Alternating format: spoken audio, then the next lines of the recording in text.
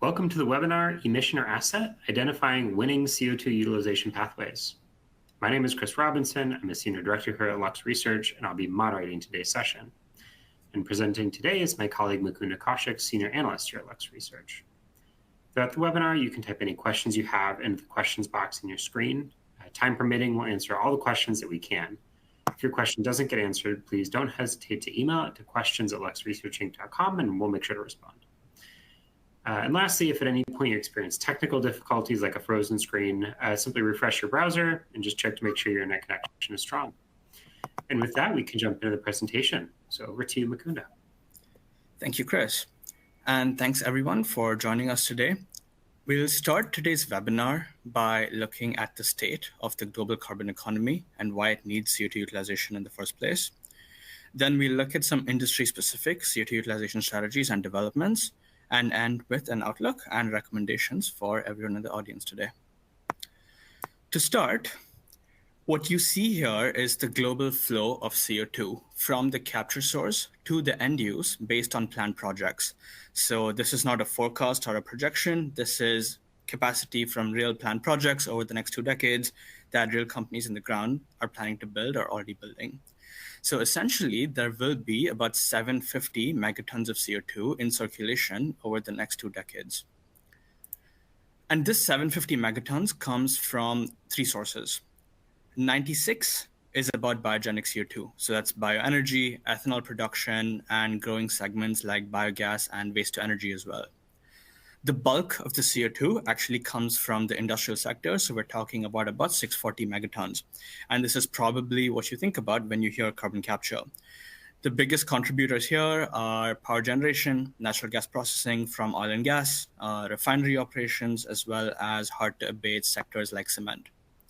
And the smallest but growing segment is DAC, or dietary capture, which accounts for about 13 megatons. The distinction between these 3 types of CO2 sources is important because these are 3 very distinct grades of CO2 and have distinct profiles. Biogenic CO2 and DAC are non-fossil, which gives them a very different position in the growing markets compared to industrial CO2, which is fossil. And given that DAC is long-term and expensive, biogenic CO2 is essentially the only non-fossil source of CO2 that is available for the near term. So once all of the CO2 gets captured, what happens? Most of it, unsurprisingly, is targeted towards permanent underground sequestration. But the CO2 can also be used as a feedstock and valorized, which is the focus of today's webinar. A smaller portion, about 30% or 30 megaton, is going towards CO2 utilization. And this may seem small in comparison to sequestration, but it's also on par with the maturity of end-use markets today. But in the audience, the part that you should be paying closer attention to is that red 170 megaton of CO2 that has an undecided end use. This means that several companies plan to capture CO2, but they are yet to decide what to do with the CO2 after. So they don't know what to do and build a business case around it. This 170 megatons of CO2 represents at the least a $25 billion problem for the industrial sector to address. If this is not addressed and emitters don't have an attractive end use for CO2, we can assume that a lot of these carbon capture projects will actually not become operational, and those emissions will not be captured. But why does this $25 billion problem need CO2 utilization, right? Why can't companies just sequester CO2 like a lot of their peers? And what will the scaling of CO2 utilization mean for global CO2 flows? Those are some of the questions that we look at today. So why CO2 utilization? We need utilization because it solves 2 problems. The first is that it helps these undecided projects build a business case. Because unless you have high carbon taxes, carbon capture is essentially a cost sink for your company.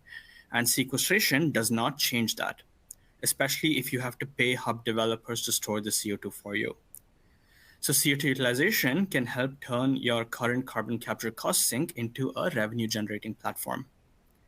Secondly, scaling CO2 utilization is not just beneficial for those undecided projects. As utilization markets scale, it can actually cause a shift in the global flow of CO2 away from sequestration and towards utilization. And this can fundamentally change how you and other companies think about CCUS.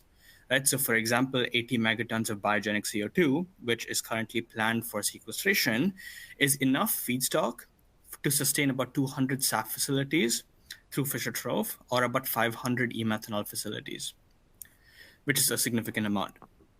But to scale CO2 utilization, regulations will have to play a very important role. And historically, regulations have always favored sequestration over utilization. This is either through direct tax credits or through setting frameworks for permitting as well as transport and storage. That's still more or less the case today. It hasn't changed too much. But if we break it down regionally, Southeast Asia, which has a very fast-growing carbon economy, is setting strong frameworks at the federal level for sequestration.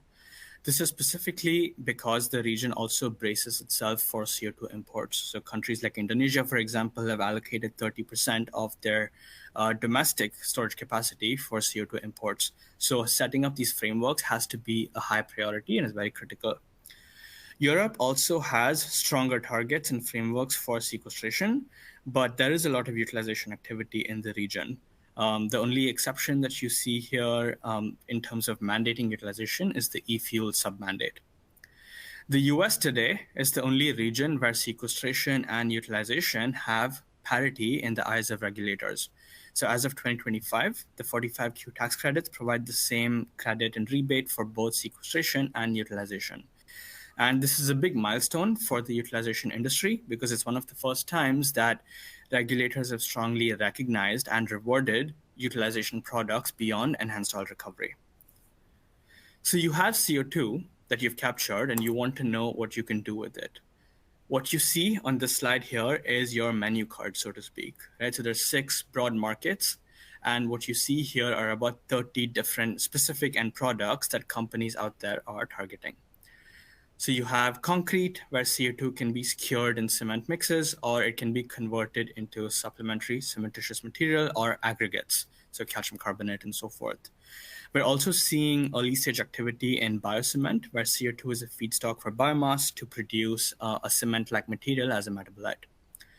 Then you have synthetic fuels, which is arguably one of the largest markets because of sustainable aviation fuels, where you produce SAF, e-methanol, even e-methane or synthetic natural gas. And we also see some early stage activity in CO2 to propane. The third is chemicals, and this is where you see the most diversity, right? So a lot of C1 intermediates like syngas and formic acid, ethanol, ethylene, and so forth. And there's early stage activity in looking at C3 chemicals and some innovations in indirect routes as well. Then you have polymers, where polycarbonates and polyols for polyurethane are quite commercial, and emerging products are monoethylene glycol for PET plastics, as well as PHAs. The 2 more niche markets are solid carbon, so carbon black, as well as carbon nanomaterial, as well as ingredients, so single-cell proteins, and a new end product we've been seeing activity in is lipids, where non-usable fractions of Fischer-Tropsch are converted into triglycerides and lipids for food products. But the main takeaway here is that there is no templated best and worst end product.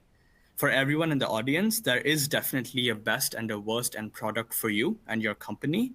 But the key aspect here is that every industry and every company will engage with these products and this market differently, which means that it makes just as much sense for Cemex to produce aggregates as it does for Braskem to consider polyols and polyurethanes, for example. So this means that you'll have to build a very specific CO2 utilization strategy for yourself, and that's what we want to explore further today. So if we come back to that $24 billion problem, right? So we've selected 2 industries that have this undisclosed CO2 utilization problem or CO2 end use problem, and we'll dissect what they're doing in these markets and what the future for these markets hold. So let's take a look at some specific industries. We'll look at oil and gas as well as petrochemicals or the chemicals industry.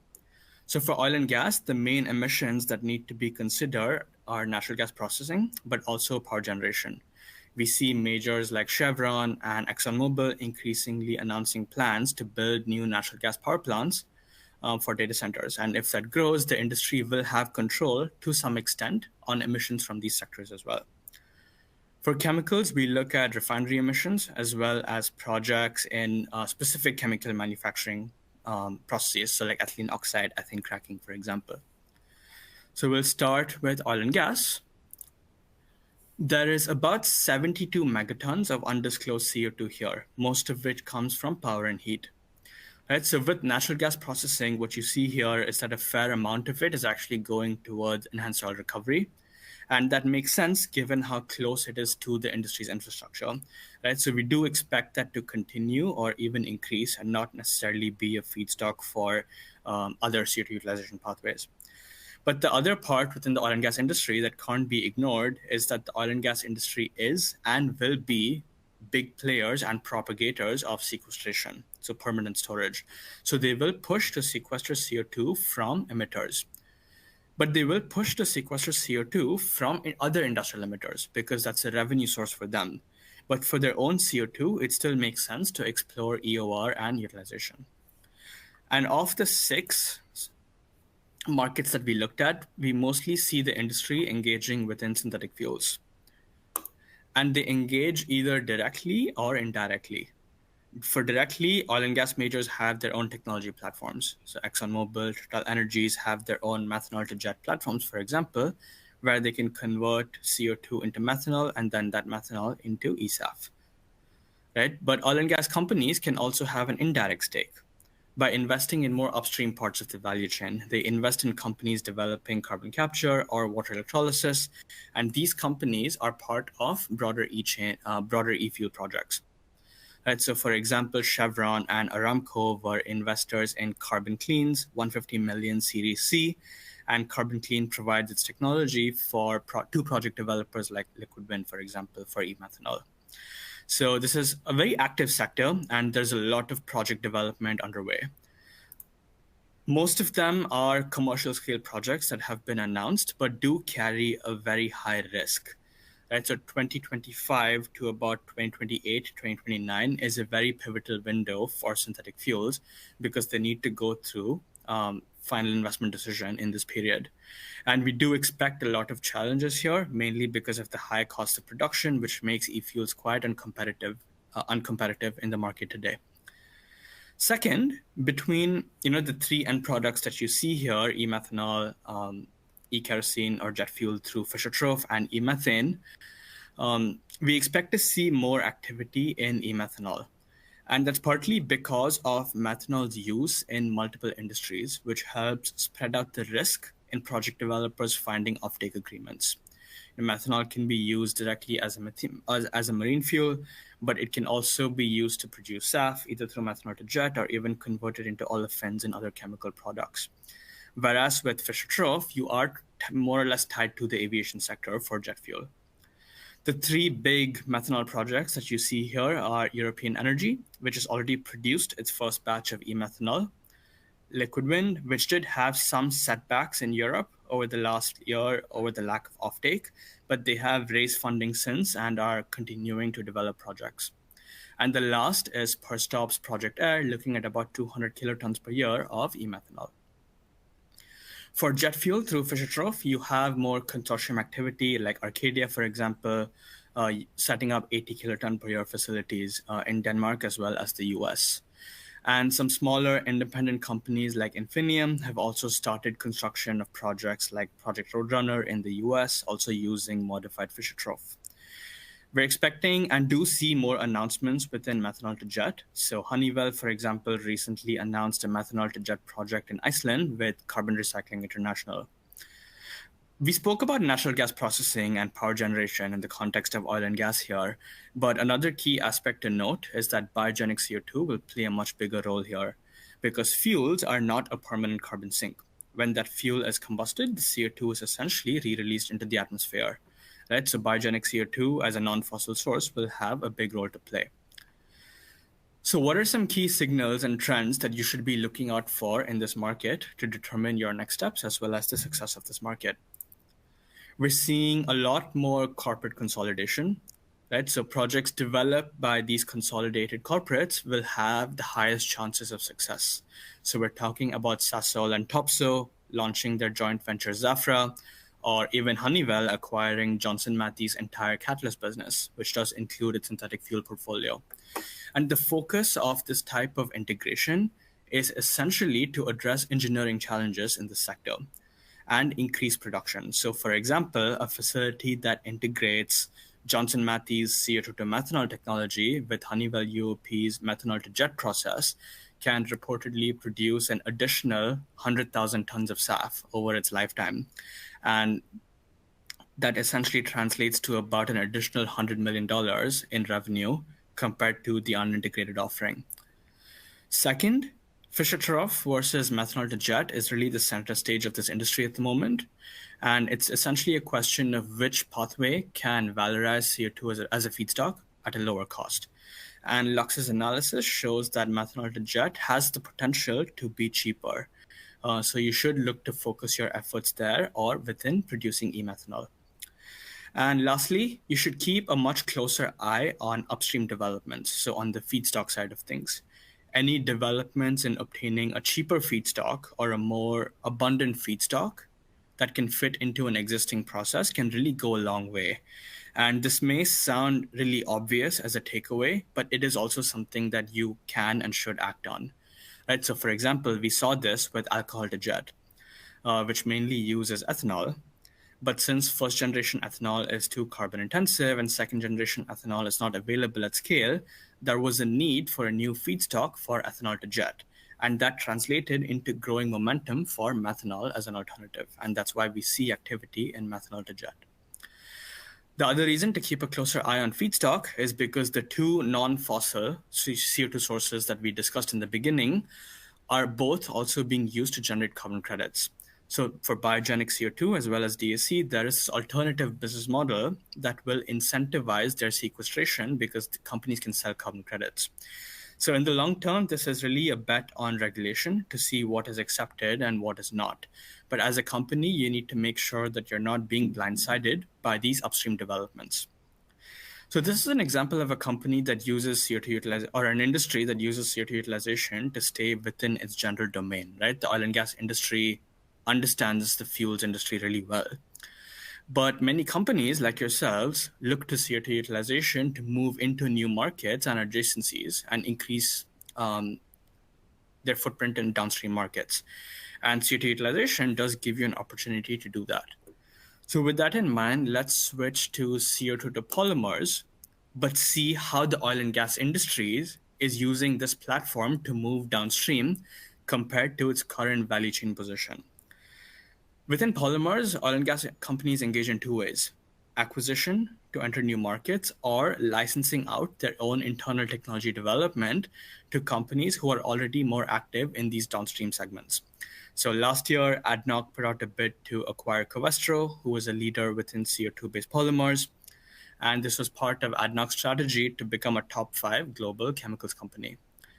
Aramco has made moves here as well. So Aramco has developed a CO2 to polyol technology, and it's now exclusively licensing that to a startup, Econic, who is a leading company within the space.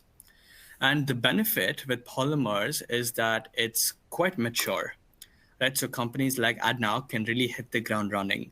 So Covestro, for example, is already looking at projects at about 250 kilotons per year, right? And it produces polyurethane foams for automotives, mattresses, and furniture applications. So these technologies are a lot more ready to deploy and available. But of course, selling a polymer is very different to selling a fuel, and these consumer markets behave very differently. So marketability is a big important factor to consider, and consumers are looking at demonstrating performance benefits as opposed to just sustainability benefits to win over consumer markets. So a good example here is using polyurethane mattresses or using polyurethane in memory foam mattresses, right? So consumers won't pay an extra $300 for a greener or more sustainable mattress, but they will pay the premium for a longer lasting mattress or a memory foam that does not lose its shape. So it's more of positioning using the technology as a platform. And lastly, you should also focus on developments within monoethylene glycol, or MEG. It's early stage, but we're seeing compatibility with not just thermocatalysis, but also electrolysis as well as synthetic biology. And companies here are targeting plastic bottles, textiles, as well as surfactants, a lot of end market diversity. So this is an example of how the oil and gas industry is using CO2 utilization to double down in its core business, but also integrate it into part of its evolution. Let's switch gears and talk about our second industry, which is the chemicals industry. In this case, we're talking about 18 megatons or so of undisclosed CO2. On first glance, this may seem a lot smaller than what we saw for the energy sector, which was about 72 megatons, right? But the proportion of undisclosed end use relative to the amount of CO2 and carbon capture is almost identical. So the magnitude of the challenge is still the same. With the chemicals industry, you're already dealing with a vast array of carbon-based products. So there's a lot of opportunity to recycle the CO2 and match your portfolio, right? But specialty chemicals is not a fit for CO2 utilization just yet because it's very hard to move beyond the C2 boundary in terms of CO2 chemicals. So we're mostly looking at C2 as a ceiling, but there are developments in new intermediates and indirect routes. The chemical industry's engagement so far has been limited, but they engage in two ways. One is in a consortium format where there is a partner committed to off-taking and converting intermediates produced from CO2. So the chemicals industry doesn't want to necessarily just produce the syngas. They want to work in a consortium format where that syngas is converted into its final product. And that's essentially to increase security. Right? So that's one way of engaging. And the second is when a startup shows product differentiation. So producing something from CO2 that no one else has been able to do before. So for example, the example here that you see is Braskem in partnering with New Iridium, which makes C3 chemicals. Right, so for consortium, you see BASF working with about 13 other partners in the Flute to Chem consortia, where CO2 is converted into ethanol, and then the ethanol is converted into products like surfactants and other consumer products. You also have Dow working with the US Department of Energy to launch a facility that would take CO2 from its ethylene crackers and convert that CO2 into carbonate solutions, which are used in lithium-ion batteries. And the driver here is to essentially help with US domestic manufacturing of batteries. And as for other innovative startups producing new products that no one else is doing before, let's take a look at the Lux Innovation Grid for CO2 chemicals. You know, with fuels and polymers, we showed you sort of the large-scale projects, but with chemicals, the technology and the industry is not there yet, which is why we're looking at the innovation grid. Right, so you see companies like New Iridium sort of in the top as a high potential technology. But the other sort of key aspect to consider here is just because you can produce a chemical from CO2 doesn't mean you should. For example, you see companies like CERT looking at CO2 to ethylene. And there is a big driver to defossilize ethylene. So CO2 to ethylene is an important technology. But you should be maximizing the potential for bio-based routes first. So looking at dehydration or biomass balancing where regulations allow it, because something like ethylene or methanol, they'll always compete based on cost, right? So it's important to tap into the bio-based routes first before looking at CO2 utilization. So that's why we ask you to look at product-based differentiation where no one else has really entered that segment yet. So in terms of milestones, in terms of these more established C1, C2 products, you should be looking for pathway-based innovation where you can produce the same product at a lower price. We do expect to see more activity in synthetic biology or synbio over the next few years in this regard, specifically for small-scale production of more niche chemicals. So with synbio, you're not going to see 100 kiloton per year methanol plants, for example, and you shouldn't expect it to scale to that level either. But with the right product, you don't need to scale there either. Second pathway that we want to highlight is photocatalysis, which has largely been academic, but we're starting to see the first few startup spinouts. And the niche that photocatalysis has is that it can help produce a downstream product by bypassing its intermediate. So two examples here that you also see in the innovation grid is new iridium, which can produce something like methyl methacrylate from CO2 by passing methanol. Or there's an Australian startup called Bira that can directly convert methane, let's say from landfill gases or flare gases, into methanol by bypassing the syngas intermediate, which is how it's typically produced. So that's the edge with photocatalysis. So you should only engage if it can bypass these intermediates. And lastly, continuous CO2 capture and conversion, where CO2 is valorized into a product while still being dissolved in the carbon capture solvent. So the main value proposition here is that you don't need to add in energy for CO2 desorption, which makes the cost of CO2 a lot cheaper. So in the context of the chemicals industry, if you do continuous CO2 capture and conversion for an naphtha cracker or an ethylene oxide production facility and convert that into ethylene on site without CO2 desorption, you can actually boost the overall product output of your facility while simultaneously reducing the carbon footprint of the final product. But overall, the current and the next phase of this category is still very much developmental and not really focused on scale just yet. So the chemicals industry should be looking at venture activity for the next 5 years or consortia. So these are two industries that engage with CO2 utilization in very different ways, in ways that make sense for their business. Right. So based on that, what are some overarching conclusions and takeaways for this industry and for you in the audience? So what you see here is the largest planned projects for different market segments, right? And of all the different products that we look at, e-methanol, jet fuel, ethanol, as well as aggregates or supplementary cementitious material are the 4 or 5 products which have the most momentum and the most project announcements.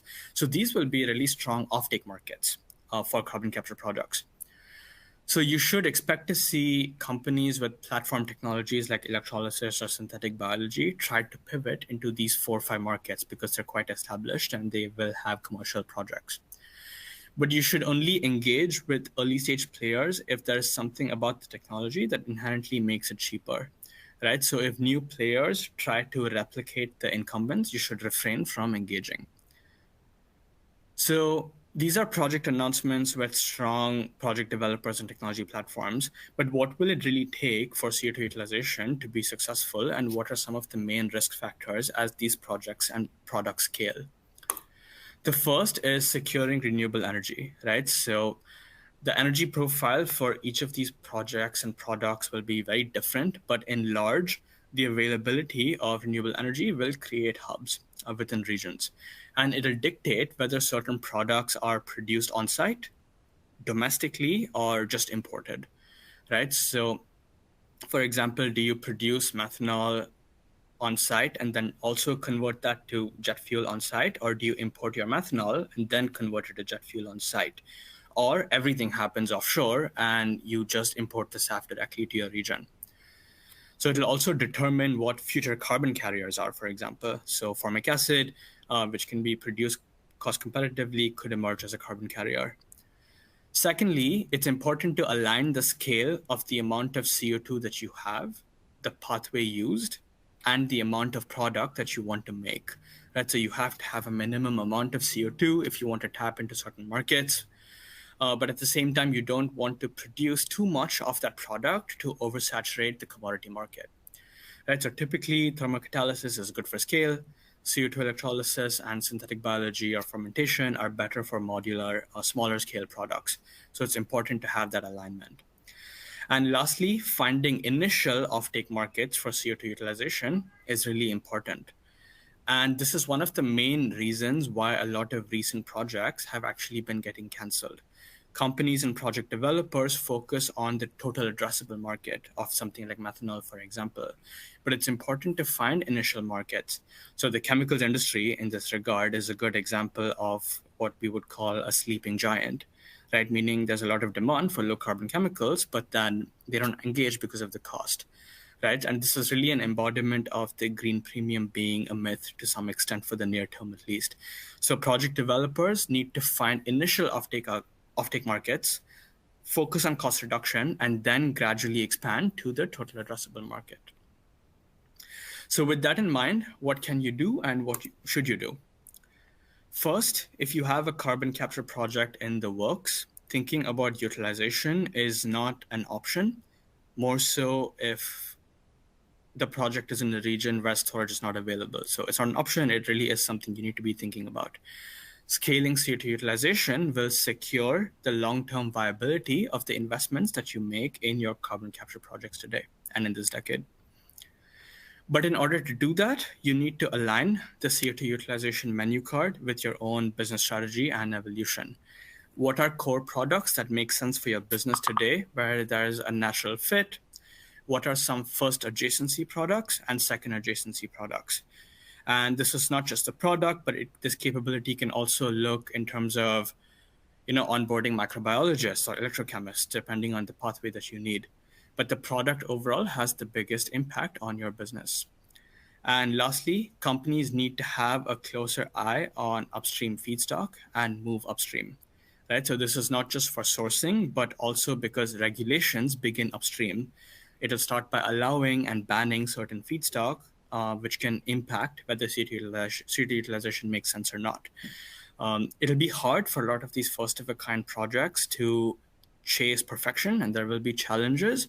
But what you should chase is compliance with regulations, and moving upstream is really important for that. With that, thank you so much for your time. I will answer a few questions. But yeah, thanks for your time. Thank you, Mukunda. As noted, we'll now be taking some questions you might have in the presentation. As a reminder, you can drop those into the questions box on your screen. And if we don't get to your question, someone from Lux will be in touch after the webinar as well. So I see a couple of questions come in. The first one is really about CDR markets, so carbon dioxide reduction markets.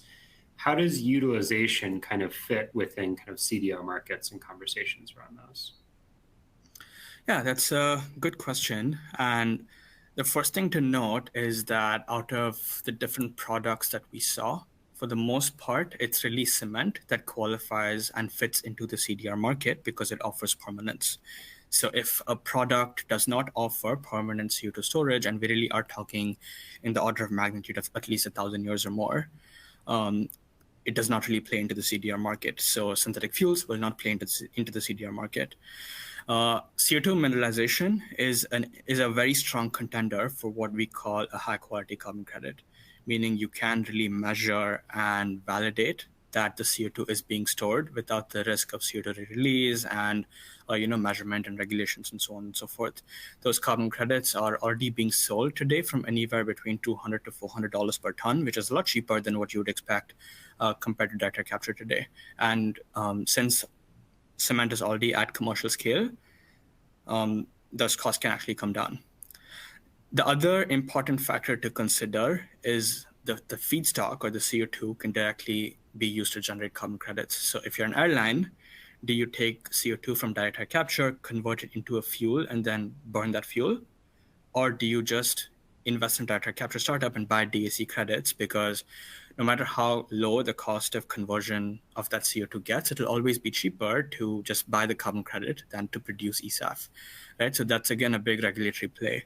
And more recently, we're starting to see biogenic CO2 also get sequestered for carbon credits, as we spoke about. And that's really important because the issue of double counting can be really important, right? So if you're selling carbon credits from sequestering CO2, but also using that CO2 to produce a low carbon product, that can be double counting. And mostly SAF works with book and claim. So you're essentially separating out the carbon intensity in the product itself. So companies need to be careful with how they engage and expect more scrutiny on transparency. Mm-hmm. Excellent. And we have another question here. This is probably the last one we have time for, around synthetic biology. So the question here is, there's basically, how does the outlook of synthetic biology change the discussion around CDR markets and carbon utilization? Yeah, so synthetic biology in the context of CO2 utilization has a taboo to it, right? And we essentially saw a lot of algae biofuel companies tried to pivot into CO2 utilization when the biofuels market didn't really work out.